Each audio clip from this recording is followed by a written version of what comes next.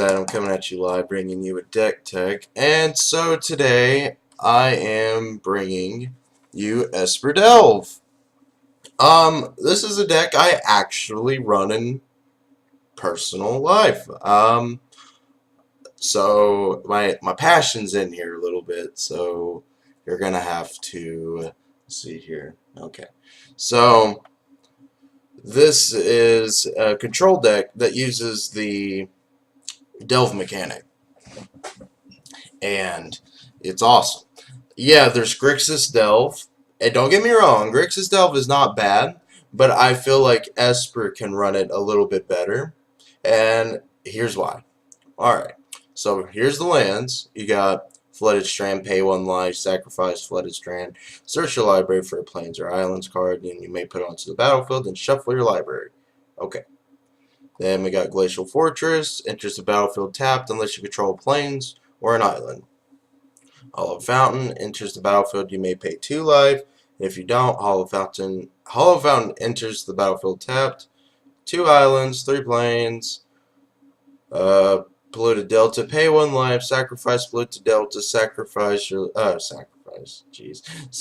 your library for an island or swamp card and put it onto the battlefield and shuffle your library. 3 swamps. Watery Grave, it as it enters the battlefield, you may pay 2. If you don't, Watery Grave enters the battlefield tapped. Alright, so you can feed the Delve mechanic with Flooded Strand, since there's 4, and 4 Polluted Delta. So that's already 8 cards you can delve into right there out of your own land. I mean, same thing goes for Grixis Delve. So I'm not really speaking French yet. But, alright, let's go to the creatures. Jace Vyron's Prodigy. It's a 2-drop, 0/2. Draw a card, then discard a card. If there are 5 or more cards in your graveyard, exile Jace Vyron's Prodigy, then return him to the battlefield, transform under his owner's control. So there's already another Delve mechanic, and Grixis somewhat uses this card, but for this particular Esper build, you want to use Jace. When he flips, up to 1 target creature gets -2, -0 until your next turn. That's his +1, -3. You may cast target instant or sorcery card from your graveyard this turn. If the card would be put into your graveyard, this turn exile it instead, but you still have to pay the mana cost. You get an emblem whenever you cast a spell. Target opponent puts the top 5 of his library into his or her graveyard, whatever. Okay. Now, Night Veil Spectre. This is start where the build kind of fluctuates. Night Veil Spectre, 3-drop hybrid, 2/3 flyer. Whenever Night Veil Spectre deals combat damage to a player, that player exiles the top card of his library. You may play cards exiled with Night Veil Spectre. So you're taking away their opportunities and giving yourself them. So Night Veil can take away their mountain, or their steam vents, or their planeswalker. You get it, you can play it, as long as you have the right mana, of course. But hopefully you get some of their land and all that, or you can just play it. It's super fun. Tasigur, the biggest part of this whole deck, and this is where you feed the Delve. It's a 6-drop. Delve. Each card you exile from your graveyard while casting. Exile each card to your exile from your graveyard while casting the spell pays for 1. And it's a 4/5, and then it has 2 hybrid costs, and then 2 generic. Put top 2 of your library to your graveyard, then return a non-land card of an opponent's choice from your graveyard to your hand. Okay, so you got your lands to feed the Delve. So then there's the Jace to feed the Delve. And then you already have Tasigur, and he's a game winner.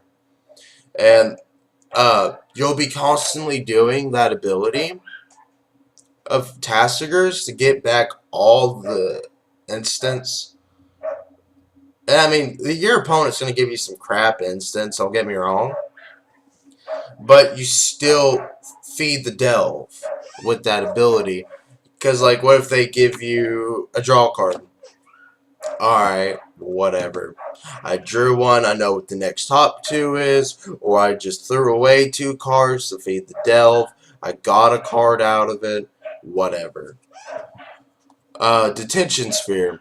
When Detention Sphere enters the battlefield, you may exile target non-land permanent, not named Detention Sphere, and all of the permanents with the same name as that permanent, and when Detention Sphere leaves the battlefield, they get the card back. Okay. Basically, there's a threat, Detention Sphere. I don't like your Planeswalker, Detention Sphere. I don't like your big Eldrazi, Detention Sphere.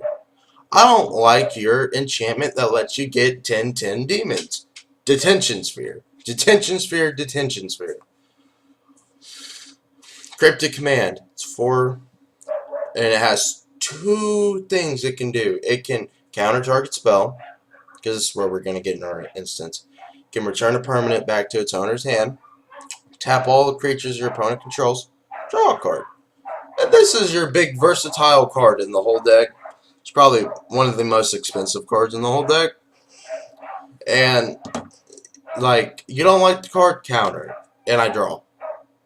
I don't want you having that Eldrazi on the field. Return it back to hand. And I draw a card.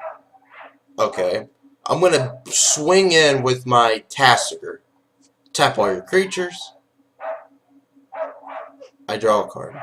Oh, you're about to blow up my field? Return Detention Sphere back to my hand.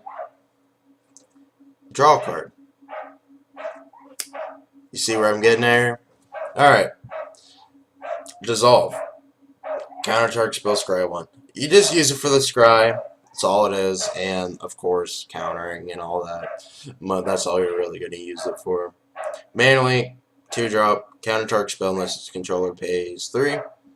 Yeah, just some counter play. Path to Exile.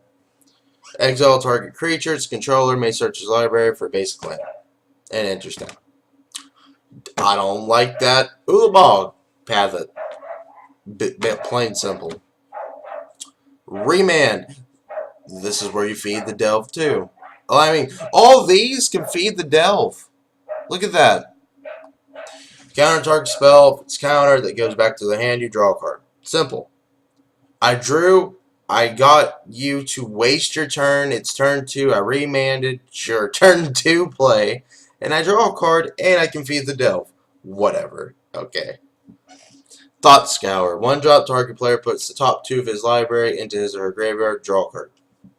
This is the tricky part with Thought Scour, because you can either feed the delve and take the chance of milling a good card of yours, or you can make them mill and you take the draw. I mean, personally, I Thought Scour myself, so I can feed the delve. But, I mean, there's just some decks that you kind of need to be afraid of. Ashiok, Nightmare Weaver. It's a 3-drop. Exile the top 3 of your cards into... Exile the top 3 cards of your target opponent's library. And it's her +2, so I mean, you get rid of their library quicker. -X, put a creature card with converted mana cost with her counters, and you play that card. Plain simple, take away their creatures. -10, exile their hand and their graveyard. Elspeth, this is one of your other win conditions. She will win you the game if Tasigur can't. She's 6-drop, +1, put 3 1/1 human soldiers onto the battlefield. So already, you get the chump block, -3, destroy a creature with power 4 or greater. So you get rid of all their giant threats. And in our build, we only run 1 creature with power greater than 4. Oh, actually, no. Sorry, it's 4. And then we got Gideon. He's just there to be in a nuisance. But he's a 4-drop. +1 until the end of turn. He becomes a 5/5 creature with indestructible, and any damage that he be dealt, it doesn't take out his counters. So, boom. 5/5. 0. Put a 2/2 white Night Ally creature. So there's a chump block. -4, you get an emblem. Creatures you control get +1/+1. So, pretty much make Tasigur bigger. That's all we care about. Jace, Architect Thought. And he's a big game staller. Huge game staller. He's a 4-drop, +1 till your next turn. Whenever a creature an opponent controls attacks, it gets -1, -0 till the end of the turn. -2, reveal the top 3 of your library. Your opponent looks at them. You get to see it too. They put it into 2 piles, and you get to take one, and you put the other pile into the bottom of the library. So, card advantage. -8. Grab their library, pick whatever you want, put it on the field. Grab your library, play Elspeth, win. Soren, he's a 4-drop. Oh, why is that dark? +1. Put a 1/1 black vampire creature onto the battlefield with lifelink. So jump block with lifelink to gain us some life back from using these lands. -2, you get an emblem. Creatures you control get +1, -0. That's probably the first thing you want to do, honestly. And -6, destroy up to 3 charge. Okay, destroy 3 creatures. It goes on your battlefield. Plain simple. And that's your main board. And sideboard, Anguish Unmaking, 3-drop, exile target non-land permanent. You lose 3. So when they have a pretty nasty thing, get rid of it. Dispel. And this white counter target instant. If we're going against the counter deck, just go ahead and take out like 2 remands for that. Boom, Dispel. We got another Elspeth because she is one of our win conditions. Esper Charm, 3-drop. Choose one. Destroy target enchantment or draw 2 cards, or target player discards 2 cards. The only reason why it's in here is for card advantage or get rid of enchantment, obviously. Or disrupt their hand and make them lose a play. Nahiri, this is where it gets tricky because there's no red. That's why we have the steam vents. So you can Flooded Strand or Polluted Delta to get steam vents. So if they're running like vehicles, this is where she comes in perfectly. 4-drop, +2, you may discard a card. If you do, draw a card. So you're feeding the Delve. -2, exile target enchantment, tapped artifact, or tapped creature. So she's just a giant FU button. Steam Vent's what I said. It's red and blue. Supreme Verdict. Destroy 4-drop. Supreme Verdict can't be countered. Destroy all creatures. And we have, oh, where is mine? Should be in here. That's weird. Oh, rip. It's right there. And Serum Visions, draw a card, scry 2. That was weird. It's never done this to me before. Sorry about that, guys. Surgical Extraction. You can pay a black or pay 2 life. Choose target card and a graveyard other than a basic land. Search its owner's graveyard, hand, and library for any number of cards with the same name as that and exile them. So, boom, right there. You get rid of anything that's hurting your deck. Make sure you counter it. Surgical Extraction that. Gone forever. Don't want to see it. Never again. To the Slaughter. Target player sacrifices a creature or planeswalker. You see what I did there? You know? If they're playing like Super Friends or something. And that's the build. The maybe board's Thing in the Ice. I'm currently kind of working on that. It's a 2-drop defender, so it can't swing.